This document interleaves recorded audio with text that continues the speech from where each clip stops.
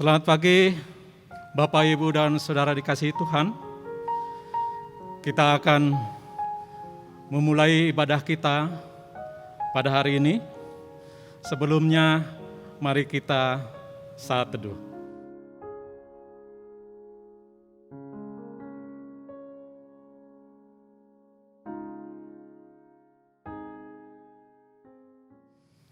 Mari Bapak, Ibu, Saudara, kita bangkit berdiri.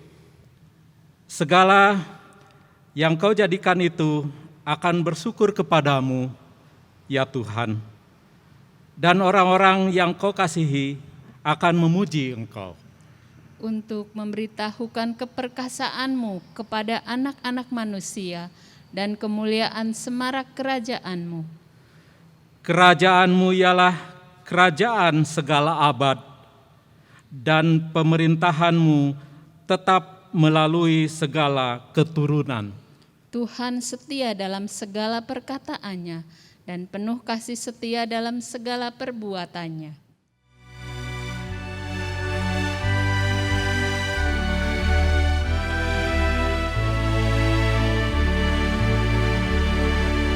Suci, suci, suci,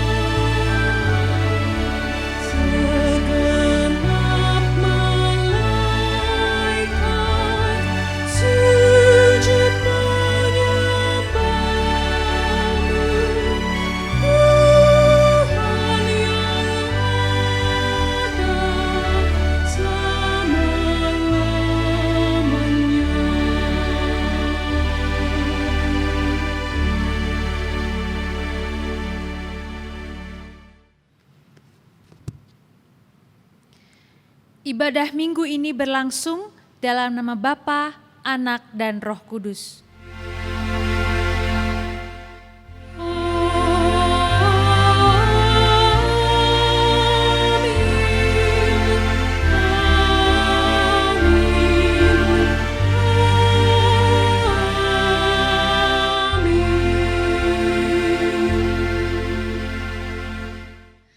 Damai sejahtera dari Allah Bapa kita dan dari Tuhan Yesus Kristus menyertai saudara sekalian.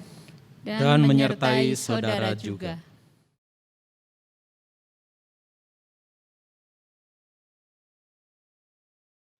Umat yang dikasihi Tuhan, sepanjang kehidupan manusia, pergumulan dan persoalan hidup akan selalu dialami oleh setiap orang.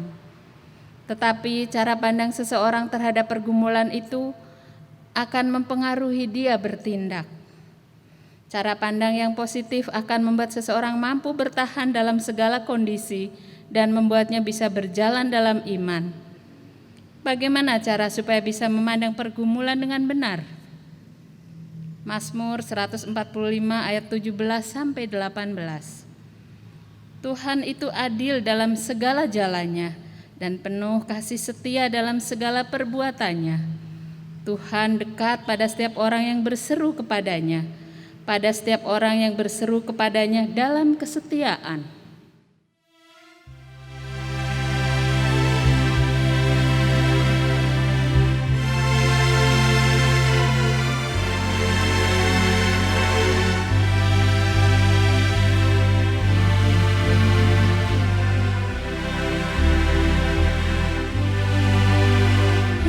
Hiasilah mataku dengan citra salibmu, dengan kasih-Mu penuhi hatiku. Isilah mulutku dengan syukur padamu, hidupku seluruhnya milikmu.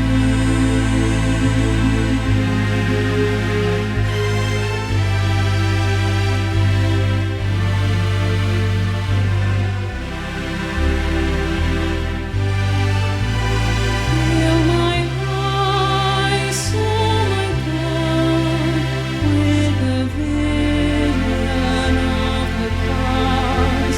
Fill my heart with love of Jesus the Nazarene. Fill my mouth with Thy praise. Let me sing through endless days. Take my will, let my life be wholly Thine.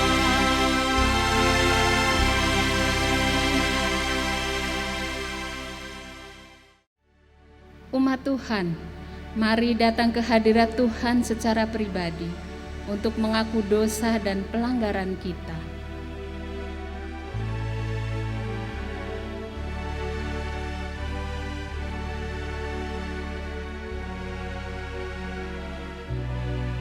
Ya Tuhan, dengarkanlah pengakuan dosa kami. Kasihanilah kami yang lemah. Ampunilah kami yang berdosa ini. Amin. Amin.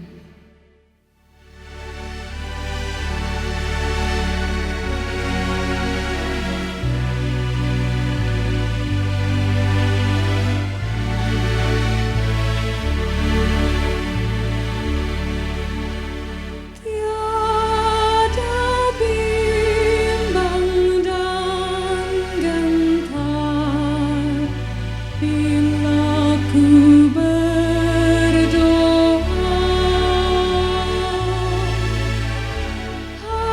Hatiku pun bergemar bila ku berdoa. Bila ku berdoa. Bila ku berdoa.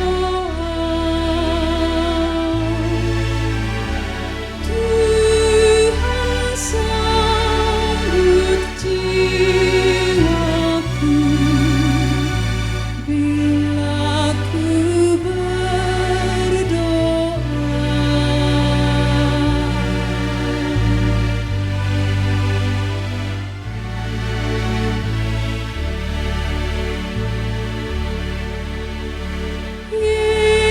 Yesus, Kau dan mengerti bila ku berdoa.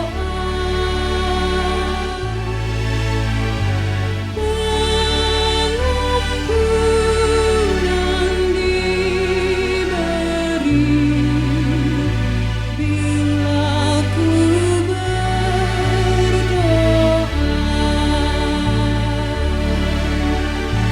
Bila ku berdoa.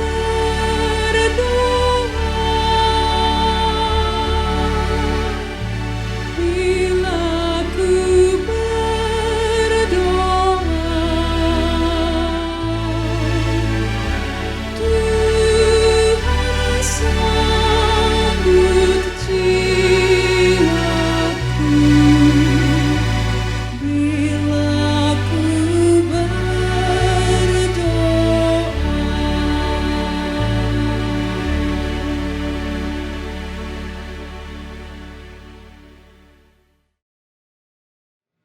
Dengarlah dan terimalah berita anugerah yang diambil dari Efesus 3 ayat 12. Di dalam Dia kita beroleh keberanian dan jalan masuk kepada Allah dengan penuh kepercayaan oleh iman kita kepadanya. Di dalam Kristus engkau telah diampuni. Di dalam Kristus engkau pun telah diampuni. Damai Kristus bagimu. Damai Kristus bagimu juga.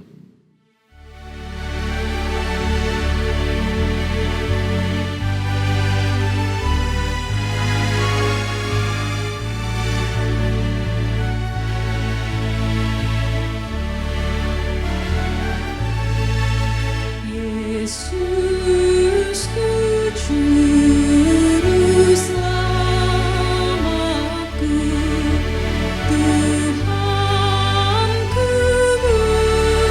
mengalisku, tumpuan pengharapanku dan perisai perlindunganku. Tatkala hidupku sendu dan hatiku gundah Tuhanku Yesus ku serukan jiwaku tenang dan teduh. Setiap langkahku tempuh, ku toleh Tuhanku. Setiap hasratku gempur, ku tanya Tuhanku. Kedalam kasih penebus, ku berserah selalu. Tiada lagi takutku walau hidup penuh seteru.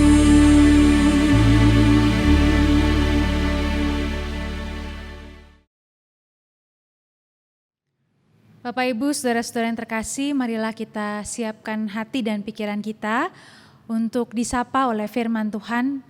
Mari kita berdoa. Tuhan, kembali kami datang kepadamu dengan satu keyakinan bahwa Engkau tidak pernah berhenti untuk memelihara hidup kami, bahkan mengarahkan langkah-langkah kami untuk senantiasa berjalan di dalam terang-Mu. Tuhan, di tengah berbagai hal yang mungkin saat ini menjadi beban pikiran kami, biarlah Engkau tetap meneduhkan hati kami masing-masing, supaya firman-Mu dapat dengan lembut menyapa hati kami, dan menolong kami untuk menemukan kekuatan menjalani hidup kami masing-masing di tengah berbagai tantangan yang ada. Sungguh Tuhan, berkuasalah atas setiap kami saat ini, sebab di dalam nama Tuhan Yesus Kristus, Sang Firman Kehidupan, kami naikkan doa ini. Amin. Bapak Ibu Saudara, Injil Tuhan kita Yesus Kristus hari ini diambil menurut Injil Yohanes pasal 6 ayat 1 sampai 21.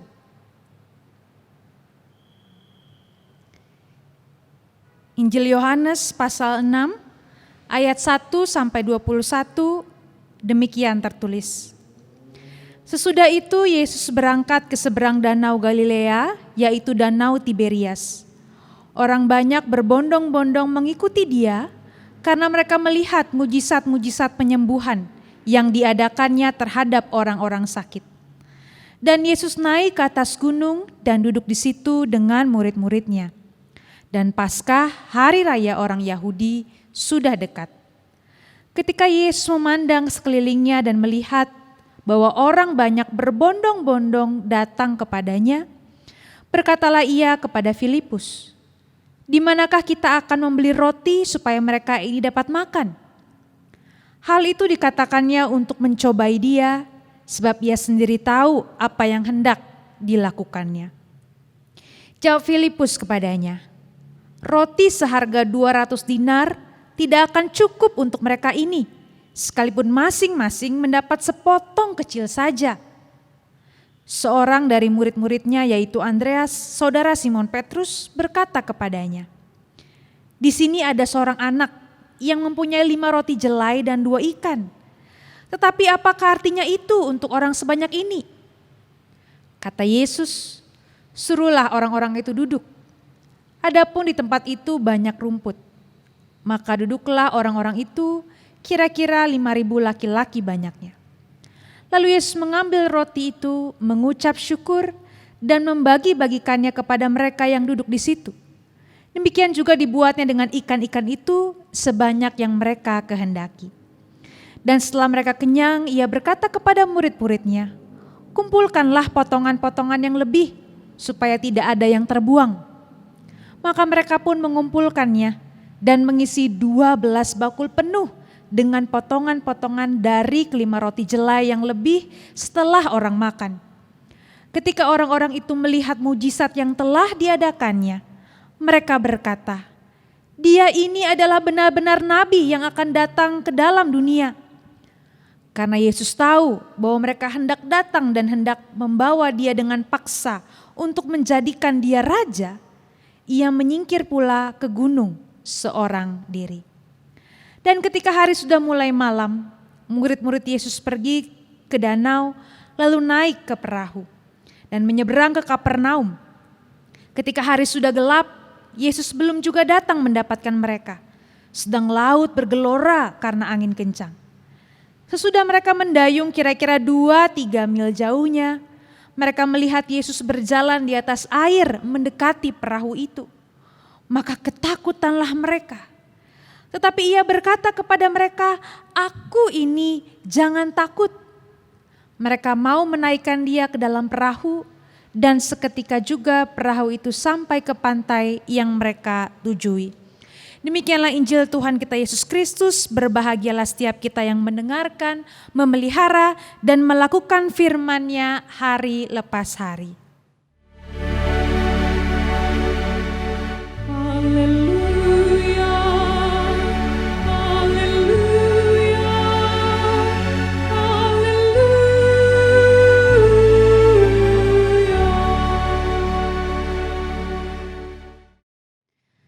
Bapak Ibu jemaat yang terkasih, saya pernah membaca sebuah status dari halaman media sosial seorang dosen saya. Beliau menuliskan demikian, "Mana yang menurut Anda lebih mendalam dari kedua rumusan doa ini?"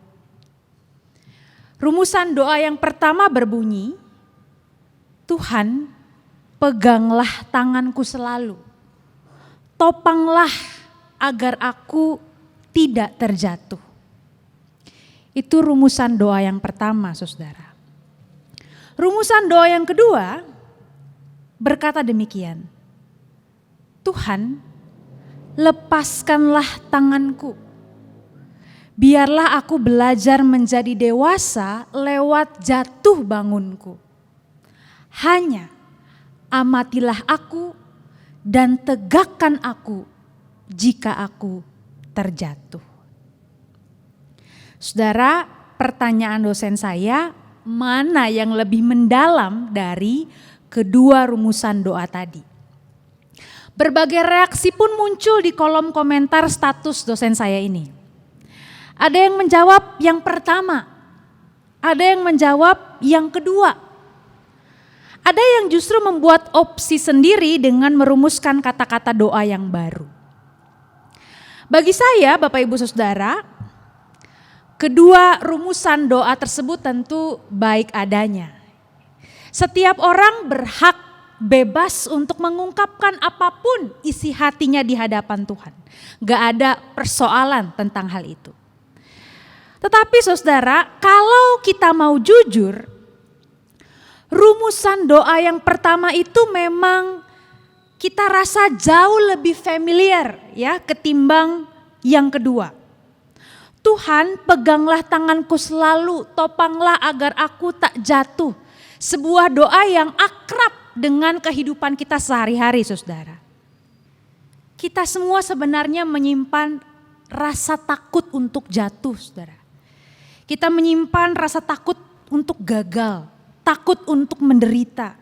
Kita takut dan enggan menghadapi situasi yang penuh pergumulan.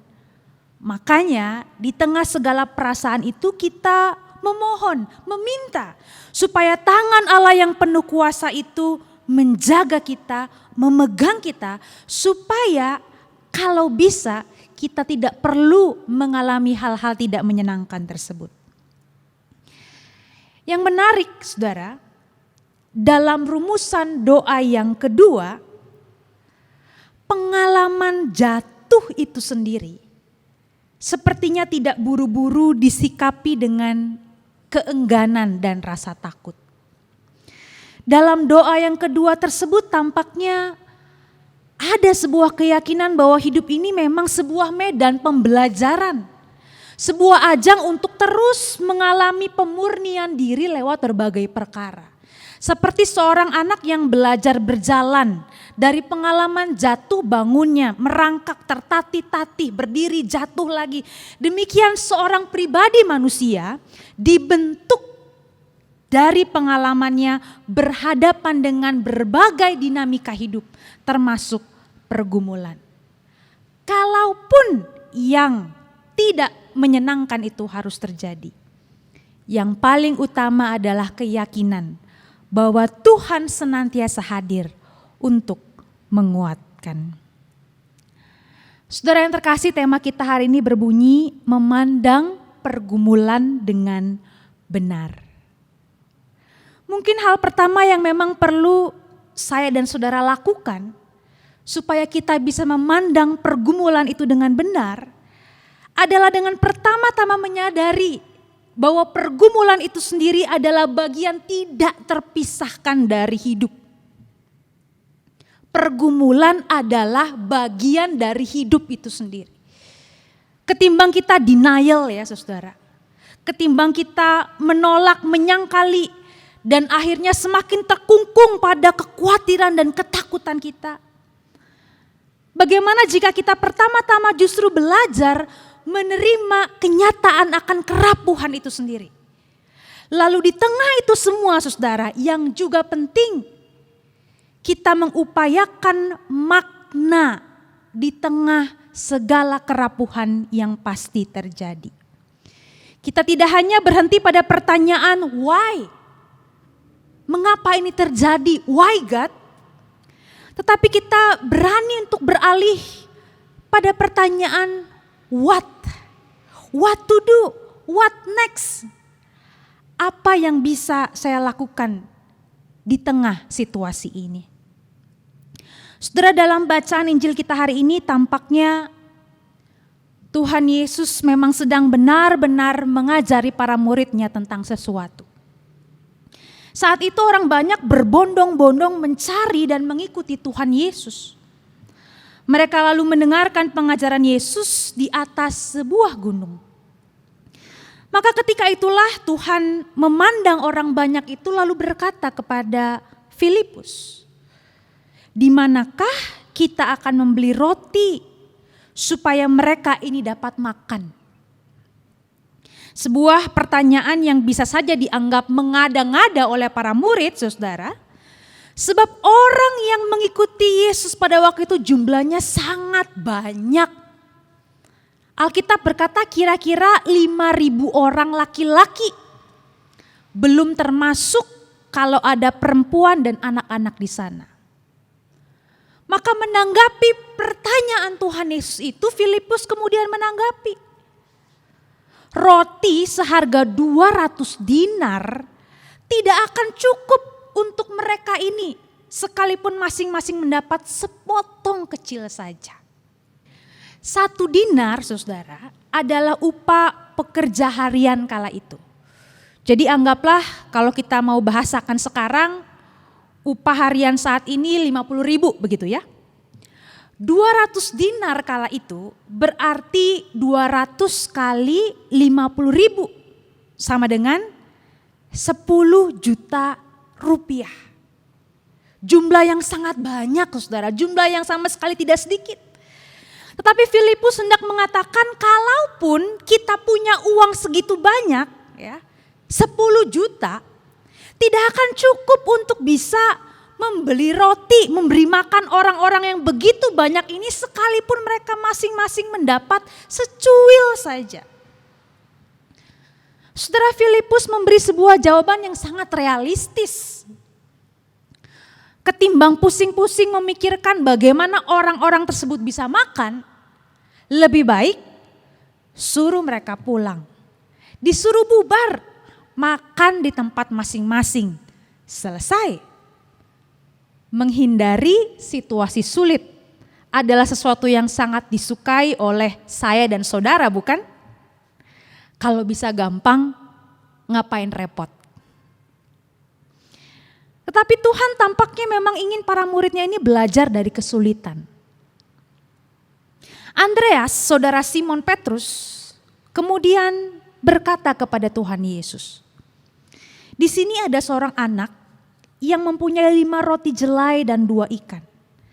Tetapi apakah artinya itu untuk orang sebanyak ini? Ketimbang Filipus tadi yang langsung menyerah, Andreas masih lumayan saudara.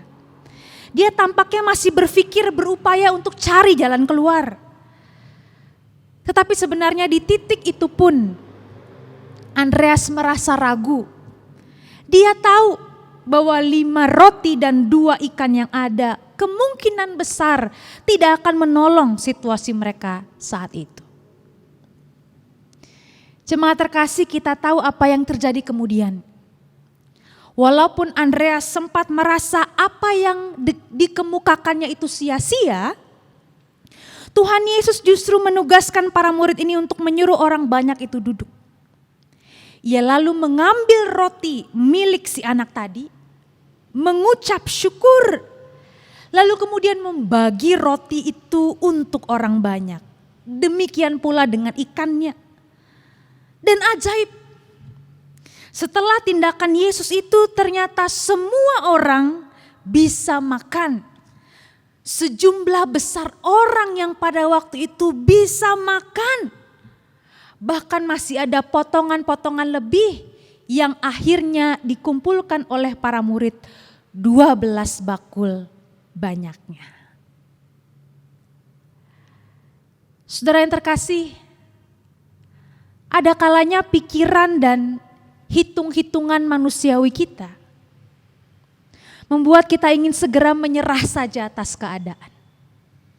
Rasanya sulit, bahkan mustahil untuk bisa menemukan jalan keluar. Kita seperti berhadapan dengan tembok begitu ya, no way out. Lalu di tengah situasi itu kita berkata, gak bisa Tuhan, semuanya sia-sia. Kenyataan di hadapan saya itu terlalu besar untuk dihadapi. Kita lalu seperti seekor kura-kura yang rasanya ingin bersembunyi langsung di dalam cangkang kita. Kita takut atau bahkan mungkin malas menghadapi berbagai kesulitan yang ada di depan kita. Tetapi saudara, hari ini kita belajar bahwa ketika kita tetap mengambil keputusan untuk mendengarkan Tuhan. Ketika kita tetap mengambil keputusan mendengarkan Tuhan, lalu mengambil langkah mengupayakan sesuatu ketimbang menyerah, dan kita menyerahkan upaya kita itu ke dalam tangan Tuhan yang penuh kuasa. Firman Tuhan hari ini bersaksi bahwa Ia sungguh mampu mengubahkan segala keadaan yang ada. Sebagaimana Tuhan melipat gandakan 5 roti 2 ikan yang sangat sedikit lalu memberi makan orang banyak. Maka demikianlah Ia juga sanggup mendatangkan kebaikan berkali-kali lipat di tengah segala keterbatasan kita. Pertanyaannya saudara, maukah kita tetap percaya dan tentunya maukah kita tetap berupaya? Cerita dalam Injil hari ini belum selesai. Orang banyak yang sudah kenyang dan melihat apa yang Tuhan Yesus lakukan. Kemudian hendak membawa Tuhan Yesus dengan paksa untuk menjadikan dia seorang raja. Maka berhadapan dengan itu Yesus justru dikatakan menyingkir ke gunung seorang diri. Tuhan Yesus tidak ingin mereka semua mengikuti dirinya hanya demi perut yang kenyang. Hanya demi kenyamanan, kemakmuran. Karena ia hadir untuk menumbuhkan iman. Dia hadir untuk menyelamatkan kita dengan cinta dan pengorbanan. Dia ingin kita belajar percaya kepada cintanya itu dalam keadaan apapun. Bukan hanya saat kita dalam kondisi yang baik. Tetapi juga sekali lagi saat pergumulan hidup menerpa kita. Itu yang terjadi selanjutnya pada para murid saudara. Setelah Tuhan Yesus menyingkir sendirian ke gunung. Karena dia tidak ingin dijadikan sebagai raja. Para murid kemudian menyeberang lebih dahulu ke Kapernaum menggunakan perahu. Di tengah perjalanan laut bergelora karena angin kencang. Walaupun beberapa di antara mereka adalah nelayan. Situasi tersebut mungkin tetap menimbulkan rasa panik dalam diri mereka. Dan ketika mereka sedang berupaya mendayung menghadapi gelora laut itu, mereka melihat Tuhan Yesus kemudian berjalan di atas air mendekati perahu mereka. Mereka yang melihat itu ketakutan. Tetapi kemudian Tuhan Yesus berkata, "Aku ini, jangan takut." Saudara, sungguh indah. Karena para murid diajar untuk percaya kepada Tuhan Yesus tidak hanya saat mereka duduk di padang rumput menikmati makanan. Tetapi mereka juga diajak belajar percaya saat mereka di tengah laut yang bergelora. Dan di saat kehadiran Tuhan Yesus sendiri tidak mampu dengan utuh mereka pahami. Samar-samar mereka lihat. Saudara, Tuhan Yesus mengajar para murid saat itu dan juga kita saat ini untuk percaya pada kehadirannya, kepeduliannya, kasihnya. Sekalipun kondisi hidup kita bermacam-macam dan sekalipun cara Tuhan berkomunikasi dengan kita juga berbeda-beda dari waktu ke waktu. Ada kalanya kita menangkap sesuatu dengan sangat jelas. Ada kalanya kita harus melewati berbagai keraguan. Dengan samar-samar kita berusaha menerka, mencari kehendak Tuhan itu. Saudara, seorang bernama John Piper berkata, Tuhan memiliki tujuan-tujuannya tersendiri yang tidak kita ketahui. Dan iman berarti kita percaya bahwa tujuan-tujuan Tuhan itu baik. Iman berkata, baik Tuhan memelihara hidupku atau mengizinkan aku menderita, aku tetap mengasihinya. Mari kita bersama-sama berproses untuk bisa memandang pergumulan hidup ini dengan benar. Biarlah segala kesulitan dan tantangan tidak merenggut kasih kita kepada Tuhan, serta kasih kepedulian kita pada sesama. Melainkan biarlah segala kesulitan, tantangan itu membuat saya dan saudara justru berlatih untuk lebih lagi melakukan berbagai upaya yang terbaik bagi Tuhan dan bagi sesama kita. Jangan takut, Tuhan menyertai kita senantiasa. Amin.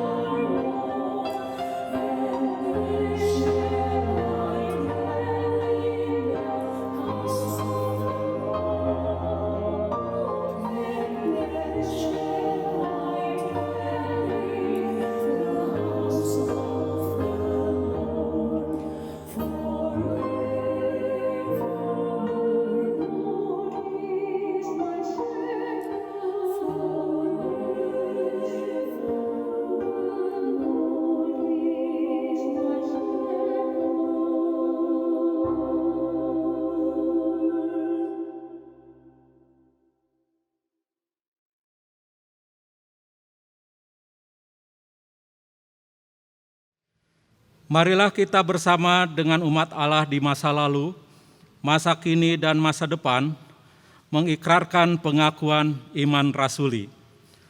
Aku percaya kepada Allah, Bapa yang Maha Kuasa, Khalik langit dan bumi, dan kepada Yesus Kristus, Anaknya yang tunggal Tuhan kita, yang dikandung dari Roh Kudus, lahir dari anak darah Maria, yang menderita sengsara, di bawah pemerintahan Pontius Pilatus, disalibkan, mati dan dikuburkan, turun ke dalam kerajaan maut.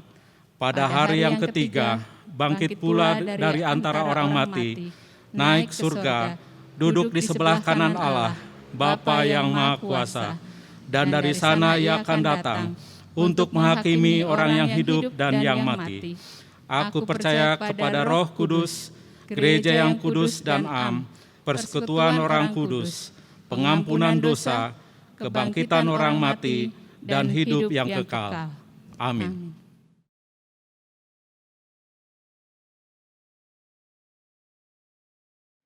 Saudara, marilah bersama kita naikkan doa syafaat kita. Tuhan, Engkau tahu keadaan kami, Engkau tahu segala pergumulan yang saat ini kami rasakan. Kami mohon Tuhan, karuniakanlah kami kekuatan untuk tetap berjuang, untuk tidak menyerah, untuk tetap berusaha melakukan yang terbaik. Tolong kami Tuhan, supaya setiap usaha yang kami lakukan itu Engkau berkati. Sehingga melalui itu semua Tuhan, ada kebaikan-kebaikan yang tetap menaungi dan melindungi kami secara pribadi, keluarga kami, bangsa kami. Kami percaya Tuhan, di tengah pandemi yang masih berlangsung, di tengah berbagai kepedihan karena orang-orang yang kami kasihi harus terjangkit COVID-19, di tengah para tenaga kesehatan yang juga hampir kehabisan tenaga, kami percaya Tuhan, ketika kami berseru kepadamu, Engkau akan tetap menolong kami. Pulihkanlah saudara-saudara kami yang sakit, hiburkanlah mereka yang berduka ya Tuhan. Kuatkanlah para tenaga kesehatan, pemerintah kami, serta seluruh pihak yang terus berupaya menanggulangi pandemi yang sedang terjadi. Kami sungguh percaya Tuhan, bahwa Engkau tidak pernah lepas kendali atas segala sesuatu yang terjadi di tengah keluarga kami, di tengah gereja dan juga bangsa kami. Mampukanlah kami melakukan yang terbaik, termasuk dalam kehidupan kami sebagai gereja. Pimpinlah gereja kami Tuhan, GKI Maulana Yusuf, untuk juga tidak kehilangan semangat, berupaya memberikan perhatian dan menolong banyak saudara-saudara kami yang tengah membutuhkan saat ini. Terima kasih ya Tuhan, kami percaya Engkau senantiasa hadir bagi kami. Inilah doa, syukur, pengharapan kami yang kami naikkan di dalam satu nama Tuhan kami, Yesus Kristus. Amin.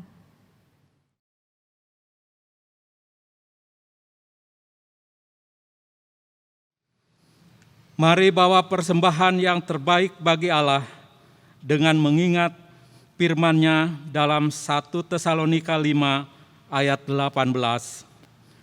Mengucap syukurlah dalam segala hal, sebab itulah yang dikehendaki Allah di dalam Kristus Yesus bagi kamu.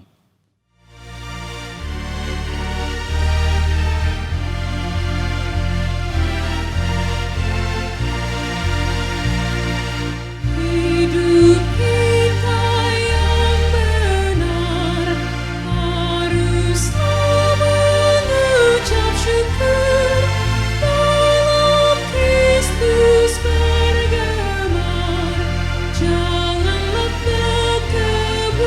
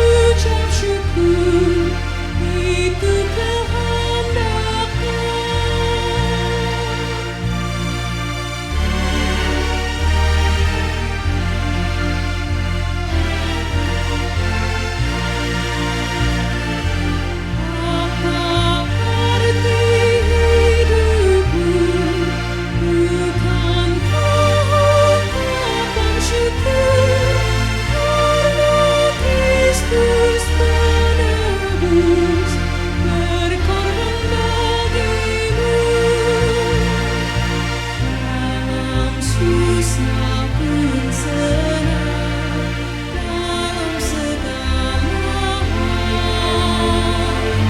Aku bermazmur dan ucap syukur, itu kehendaknya.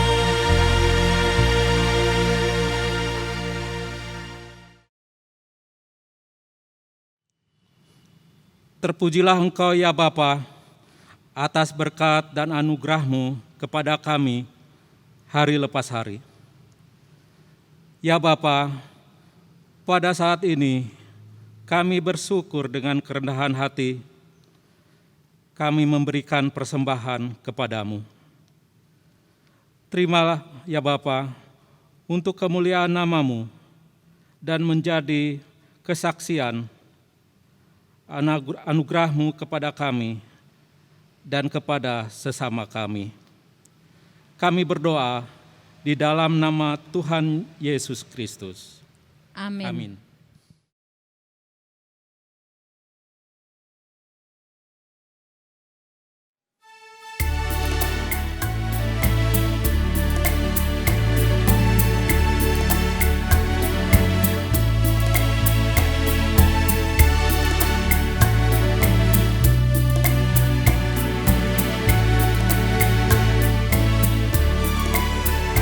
Bila badai hidup menerpamu dan cobaan pun datang mengganggu, hanya satu janji harapanmu, ya janji Tuhanmu pegang teguh. Biar gunung-gunung beranjak serta bukit-bukit pun bergoncang, kasih dan setia dari Tuhan kan melindungimu tetap teguh. Pegang selalu janji Tuhan, jangan lepaskan walau siang atau malam. Hanyalah takut atau bimbang, Tuhanlah pemilik hidupmu. Biar gunung-gunung pun beranjak serta bukit-bukit pun bergoncang, kasih dan setia dari Tuhan kan melindungimu tetap teduh, kan melindungimu tetap teduh.